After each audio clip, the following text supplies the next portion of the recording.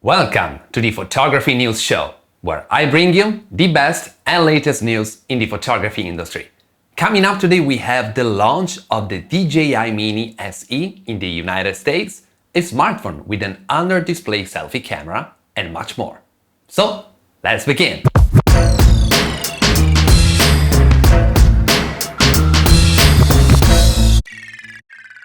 Hey fellow photographers, it's Alessandro Carpentiero, travel photographer and gear expert from Italy, and I want to welcome you to episode number 14 of the Photography News Show. This is a weekly series, so please consider subscribing to always know what's going on in the photography industry. So let's see what's new. Drone news. The DJI Mini SE was launched 2 months ago in Southeast Asia and South America, and as I reported in episode 8, DJI issued a statement saying that they would not sell this drone in any other market. Well, evidently something has changed because this drone is finally available in the United States. So, what makes this drone so special?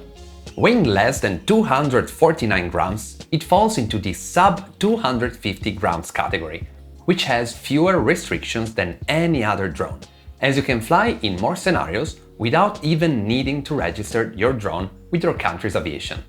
It has a maximum flight time of 30 minutes, a 4-kilometer video transmission, a 3-axis gimbal camera that can capture 2.7K footage, and the DJI Quick Shots modes to make you film difficult shots with just one tap. And the cool thing is that it comes at $299 including the remote controller, which makes it the cheapest DJI drone yet. That makes it the ideal first drone for anyone who wants to get started with aerial photography and videography without having to worry about all the regulations. That's a big plus, as you will be able to use the Mini SE way more often than a bigger drone, and you'll get beautiful aerial memories of your family, travels, or epic views of your outdoor activities. And being so light and compact, you'll always want to have it in your bag. If you want to give it a try, you can grab it from your favorite online shop by clicking the link in the description. While if you're in Europe, the Mini SE is currently not listed anywhere. But seeing that it has arrived in the US, I think it's just a matter of time before we get it over here as well. Camera news. Bigger cameras normally have a pretty decent grip, and in some cases you need a battery grip to improve it. This design feature has always been the same, but that might change soon. Canon has, in fact, published a patent application where it shows an innovative grip solution. You would basically have a hole between the grip and the lens mount, which would grant you a super solid grip. It's a design that reminds me of the one used in kids' toys, but at the same time, I find it very interesting as I think it would drastically improve the handling of the camera. Do you think we'll be seeing this design implemented in the future? Would you like it? Let me know in the comments. Smartphone news.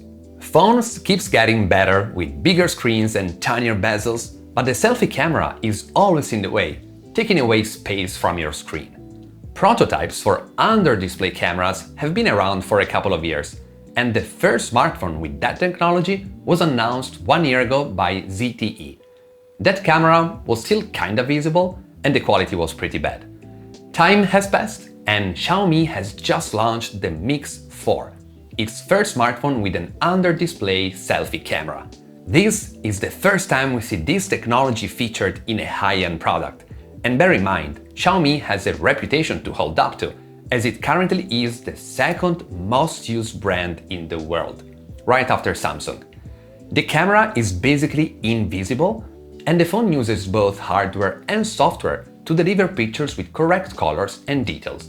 This smartphone will most likely be available in China only, but this is still exciting news as it shows that the under-display camera technology is finally ready to be used in consumer products, so I'm pretty sure we'll be seeing more of it from different brands in the upcoming future.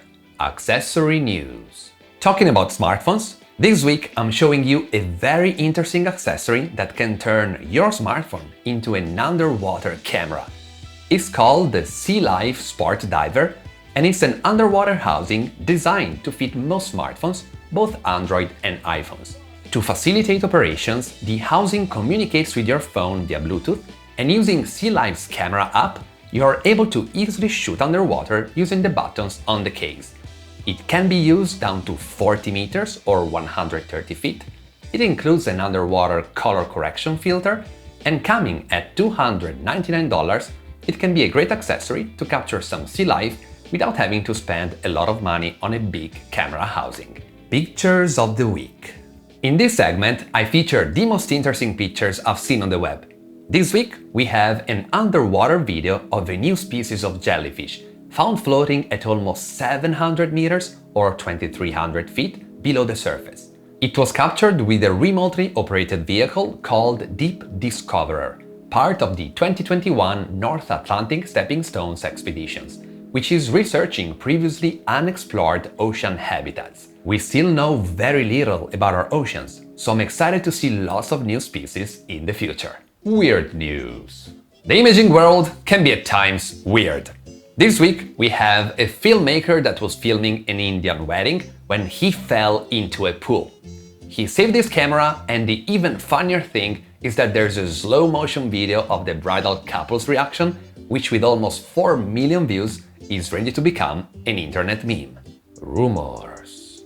The hottest rumor of the week is about the upcoming Nikon Z9. As I've reported in previous shows, it was tested at the Tokyo 2020 Olympics, and this week we have news about its specs.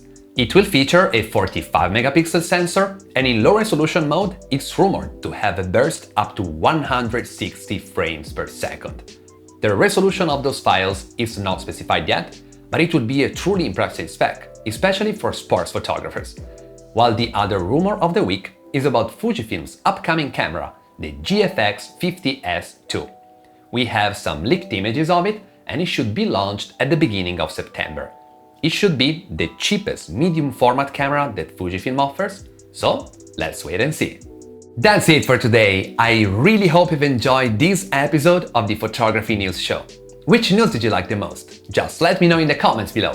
If you've liked this video, please give it a big thumb up, subscribe to the channel and activate the notification bell.